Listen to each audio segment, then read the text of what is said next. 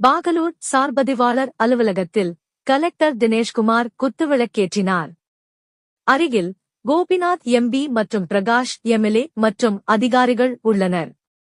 தமிழ்நாடு முதல்வர் மு.க. ஸ்டாலின் சென்னை தலைமைச் செயலகத்திலிருந்து நேற்று காணொளி காட்சி வாயிலாக பதிவுத்துறை சார்பில் பாகலூரில் புதிய சார்பதிவாளர் அலுவலகத்தை திறந்து வைத்தார்.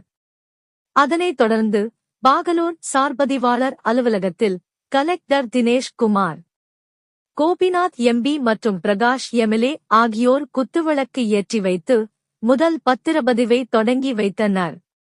விழாவில் கலெக்டர் தினேஷ்குமார் பேசுகையில், முதல்வர் மு.க. ஸ்டாலின் ஓசூர், பாகலூர் பகுதி கிராம மக்களின் கோரிக்கையை ஏற்று ஓசூர் சார்பதிவாளர் அலுவலகம், சூளகிரி சார்பதிவாளர் அலுவலகத்திற்கு உட்பட்ட கிராமங்களை பிரித்து பாகலூரில் புதிய சார்பதிவாளர் அலுவலகம் கட்டப்பட்டுள்ளது.